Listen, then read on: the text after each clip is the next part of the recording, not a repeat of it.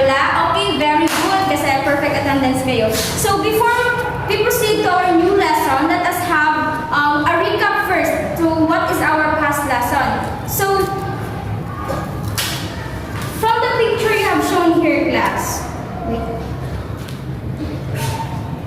This one. So what do you think is this picture about? Any idea? Yes, Miss Bell. Very good. Okay, this picture shows the unhealthy and healthy ways of coping up stress. So, as you can see, the girl is playing with her pet, and this one is an example of healthy ways of coping up stress.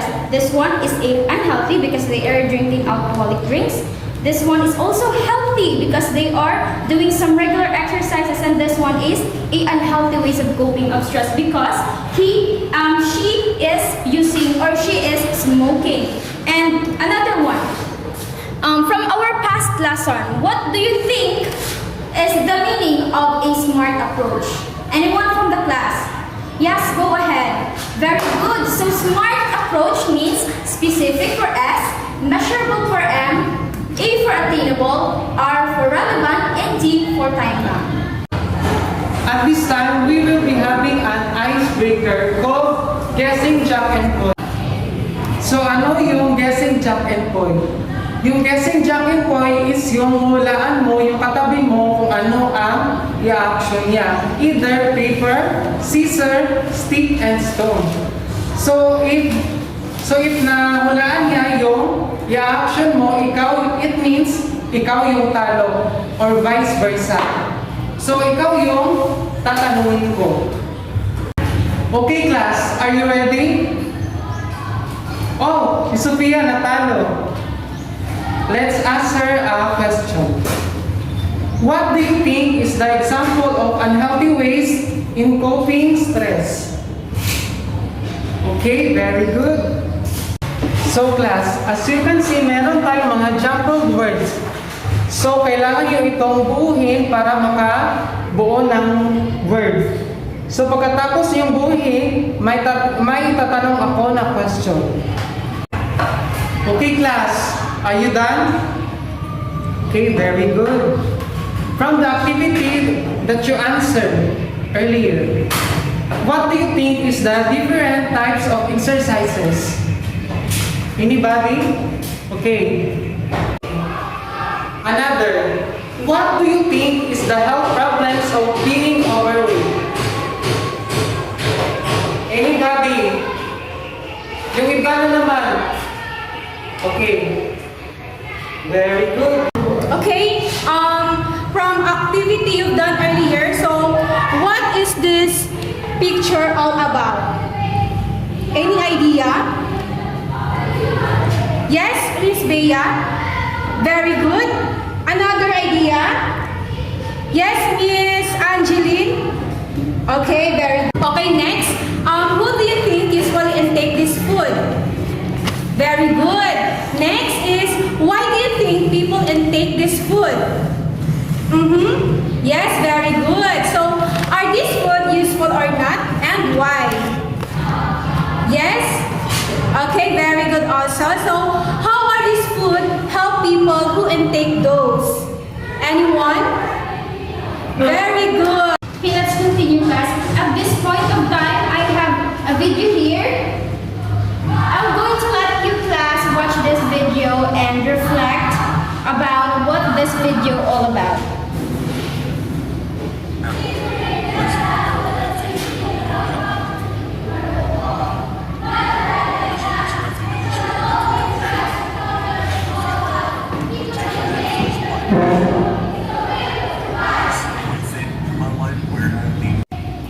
Okay, class. After you watch the video, are you already reflect what's the video all about?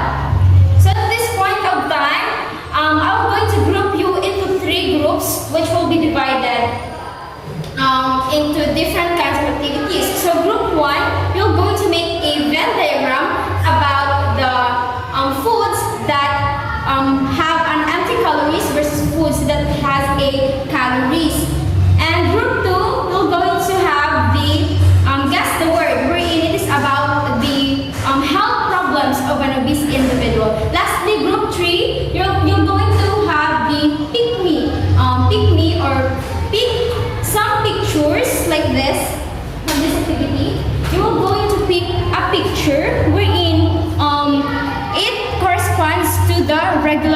exercises of an individual, and all of that group will going to explain your output later on. So from the slideshow that we have watched earlier class, I have some questions in here which you are going to answer. This one, take note. Number 1, what is the slideshow all about? Done? Okay, number 2, what do you think is an individual? Why do you think an individual becomes obese? Number 3, what do you think is the possible health condition can a person obtain if he or she will continue that kind of lifestyle? Okay, number 4, do you think an individual can overcome it and bring his or her health condition healthy again? And how? Lastly, number 5, what are the things that an individual must do to maintain a healthy lifestyle? Okay, good day class. Are you ready to listen to our discussion for today? Yes, very good. So our topic for today is all about the fitness. So when we say fitness, what comes in your when you heard the word fitness, what comes in your mind first? Do you have any idea? Yes, go ahead. Very good. When we say fitness, it includes the word regular exercises. And when we say regular exercises, it is the one of the best thing that we can do for our health. So it is said in there that there are types or there are different types of exercises. So anyone, sino yung may idea when it comes to different type of exercises? Yes, very good. When we say different type of exercises, it includes the endurance or aerobic, strength or resistance training, balance, and flexibility. So this regular exercises has a lot of benefits. It includes the improving of our health and fitness. It also helps us, or it also helps individuals to reduce the risk of chronic diseases. So what are the other things that we can include or other exercise that we can include to our workout? Any idea?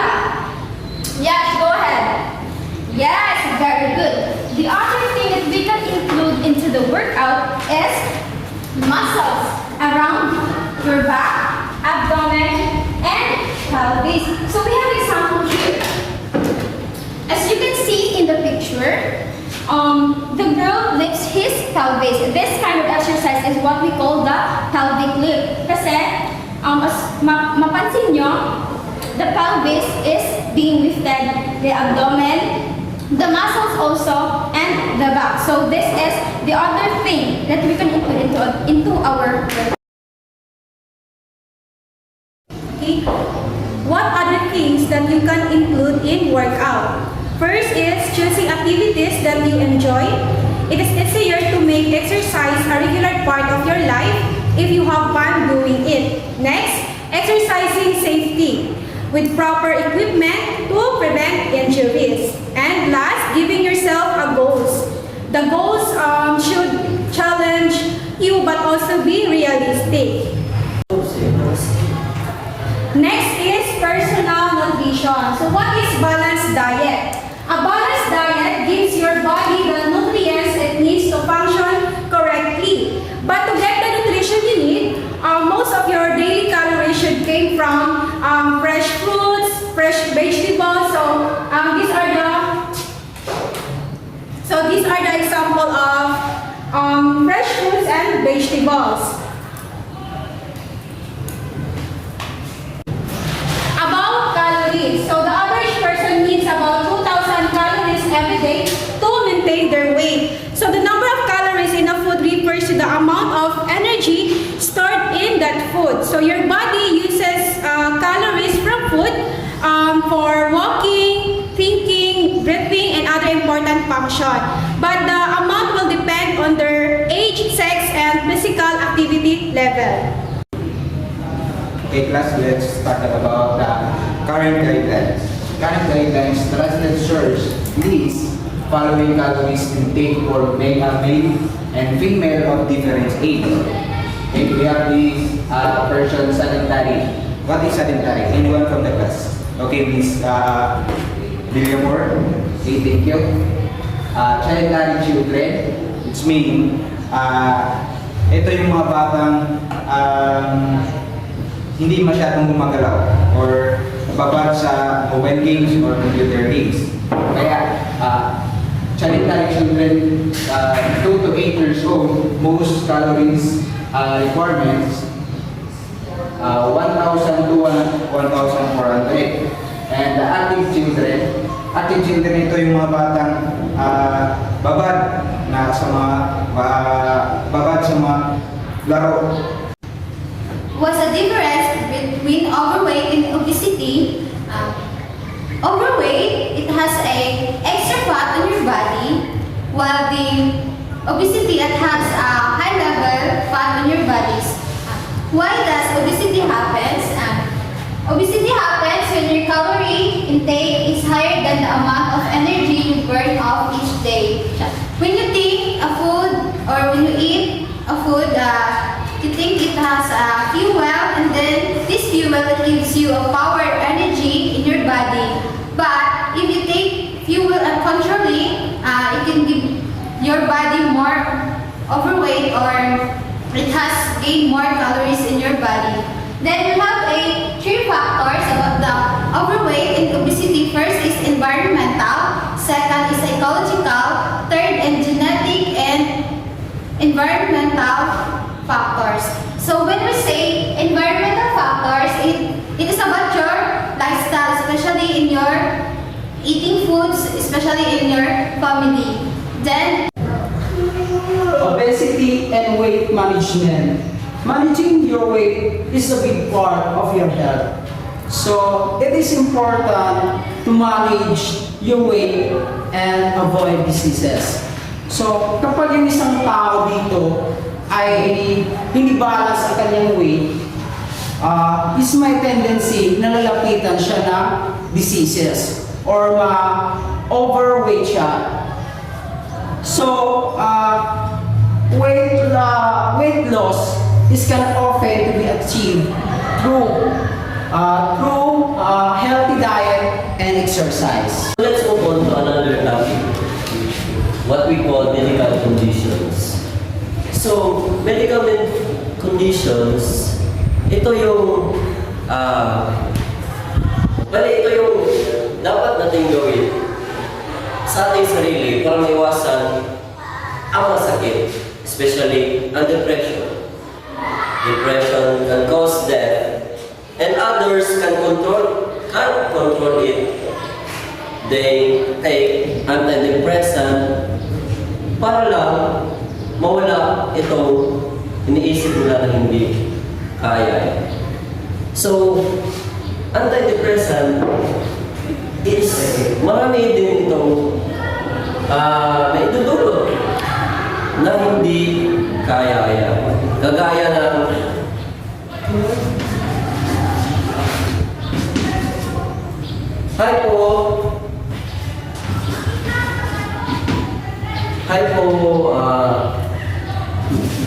hypothyroidism.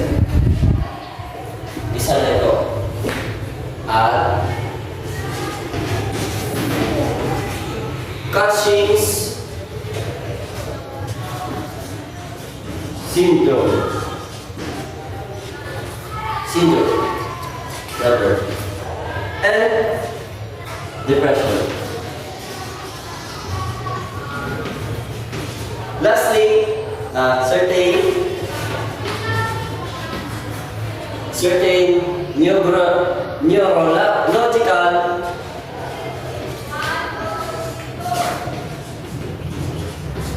problems.